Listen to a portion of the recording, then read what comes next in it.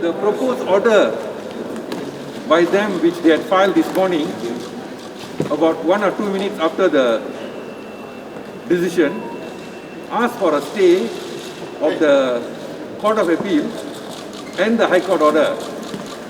So we merely pointed out that the High Court order has lapsed because the case already come. It was a stay pending appeal to Court of Appeal. Yeah. And what should be stayed is the Court of Appeal order pending the federal court. Stay of execution, yeah. What will the prosecutors like to do? Sorry? The next appeal of the matter. I can't hear you. After this sentence, what will happen in the next, and what will prosecutors like to do next? As it stands, there is nothing for the prosecutor to do because we have won our case. So we will wait for the appeal because they have filed a notice of appeal to the federal court. We will have to respond to the appeal as we did in the Court of Appeal at the federal court. Sir, could you tell us what transpired this morning and went along with what the prosecution has been saying from day one, that the former Prime Minister is guilty of fraud? Can you tell us what the decision was, and from here to the federal court, how long will it take? I mean, the judgment we have is about 316 pages. So what? No. But in short, you know, there are 7 charges of 3 distinct offences. One is under Section 23 for abuse of power or position. 2 is Section 409, 3 charges of criminal breach of trust, and 3 charges for money laundering. So the court found, in essence, that the decision or findings made by the High Court judge is not erroneous. It accords with the law and facts that were established by the prosecution before him. They found absolutely nothing wrong in the High Court decision. So after the more than 3 years court day, as a prosecutor, what do you think and comment for this case? Sir, the second question, Sir. the federal court, how long? Okay, I think to the federal court will be quicker than from High Court to the Court of Appeal for the simple reason. From the High Court to the Court of Appeal, they have to compile all the documents, thousands of documents, and all the evidence and all the various decisions that were made. So it was a long process. And how many volumes was that? 112 volumes. But now that is already ready. What they have to compile is only the proceedings that in the Court of Appeal, the arguments, which are all in written form, and the grounds of decision, which is already ready. So what they will do is, with the 112, they'll just put one more on top as volume 1, the argument and the decision. So its record is ready.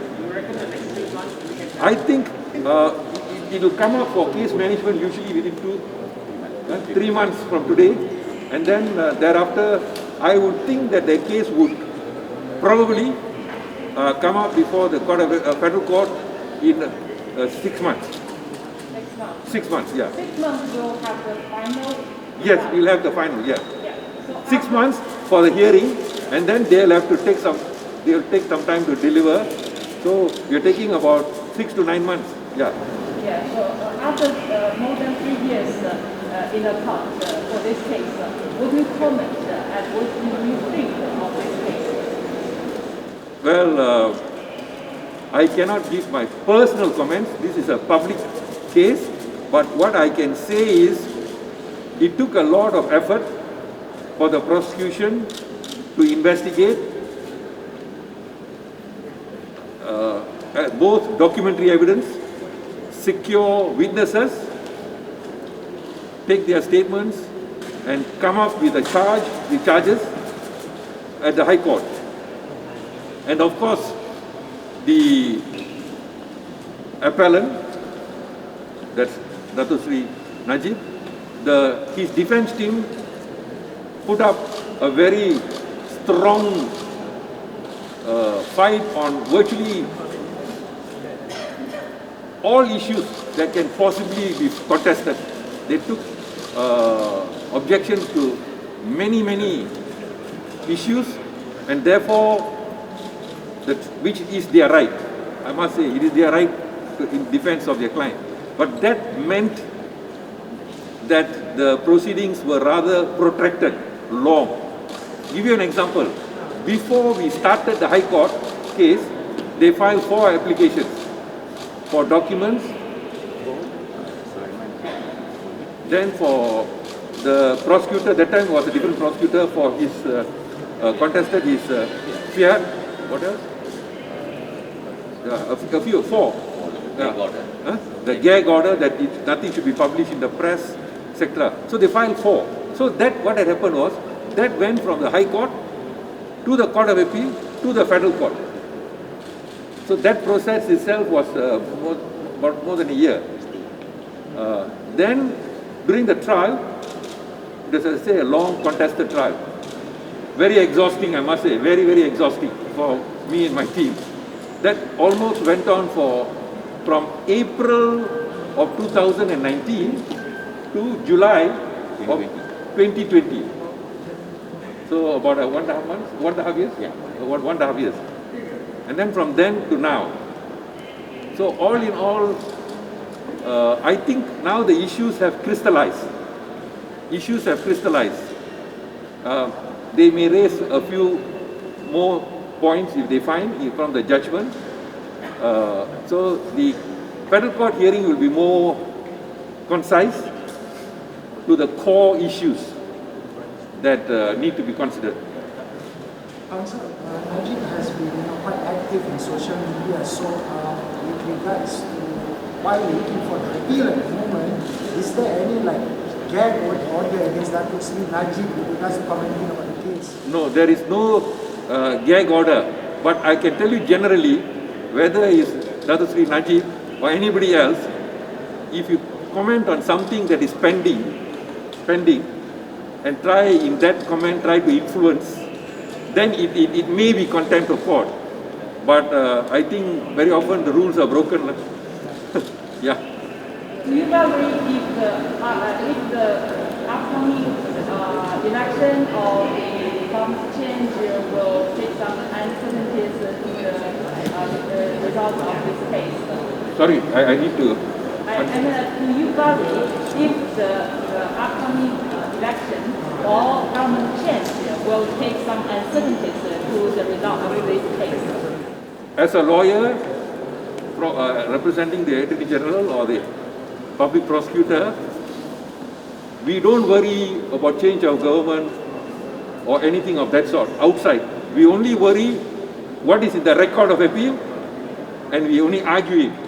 What happens outside that is beyond us, and that is conjecture and speculation. Yeah. Thank you.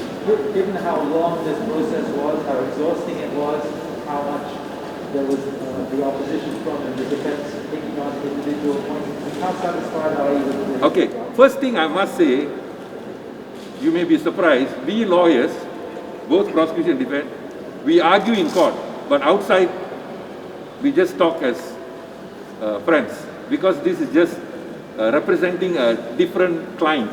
I'm representing the government and they are representing Najib. So but what is exhausting is, of course, the trial before Naslan was a very continuous trial for long periods of time. And we had, in some time, we had very short time to prepare submissions and all. So it was very stressful. I think many of us didn't sleep for many nights. Sometimes even have to resort to a bit of sleeping pills to go to sleep. So it is exhausting, but as lawyers, it's fulfilling to do a job to the best of your abilities. And I think me and my team did our best in our own minds. Yeah. Today, the court described the case as a national embarrassment. Well, the facts speaks for themselves. It is their case that it is for national interest. National interest. They put up the defense. But because after the 4 million was released, evidence showed that the appellant did not take any interest to find out what happened to the monies, and of course there was evidence that the monies left overseas. It is the judge's finding on those facts that it is not in national interest, it is actually a national embarrassment because of the publicity that this case brought to the country. Yeah, this is the finding. Counsel, Najib has said before that this prosecution is of a political nature. So do you mean today's judgment shuts down the argument? First things first, as prosecutors, we have IP, investigation papers of all the witnesses and all the documents. There's no politics inside there. These are facts, hard, whole facts. And we have to interpret those facts reasonably, which we did, and we presented it to court. And the court, not only at the High Court, wrote an 800 over page judgment. Today, the Court of Appeal has written, what was read was just a summary. It's a synopsis. It's about 316 pages judgment. So the court, 2 courts, that means 4 judges, so far 4 judges. 4 judges have looked at it and found that the evidence presented against Dato' Sri Najib is justified to show the commission of the offences with which he is charged and the sentence that was passed. So I think the facts speak for themselves. How much big possibilities for the federal court? Sorry? How much big possibilities for the federal court to make a change, make a different sentence at last? I won't be able to answer that, but as lawyers, anything can happen. Anything can happen in the court. I do not know what their argument so far has failed. The arguments presented has not impressed the court to accept it. So whether they can change the mind of another 3 or 5 judges is wait to be seen. But definitely 4 judges, 1 at the High Court and 3 at the Court of Appeal, are quite clear in their mind from the judgment they read that the offences were proven in a crystal clear manner. There's no doubt about it. Yeah. Yes, sorry. One of the focus of the defense attack was the High Court judge. But today, the Court of Appeal has reinforced whatever we found and has completely cemented your 7-0 victory on all the charges. How do you see this? I think what was not read, I don't know whether it's in the full judgment, there was an attack on the judge's findings or his credibility, which I had to stand up and argue against during the appeal. Today's finding completely exonerates him of any wrongdoing in the way he dealt with the evidence, the way he arrived at the decision and the sentence he passed. They held he was totally right in his conclusions, and there's nothing wrong that he had done in his judgment. How would you describe today's victory in one word?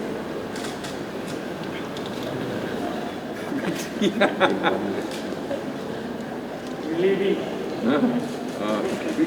One word. Well, we are happy that the view that the prosecution took has been proved to be correct, and there was no extraneous considerations or other motives in our prosecution. As alluded to earlier, a lot of other motives were attributed to us, that we were willfully suppressing evidence and of that sort. So the court has found nothing of that sort.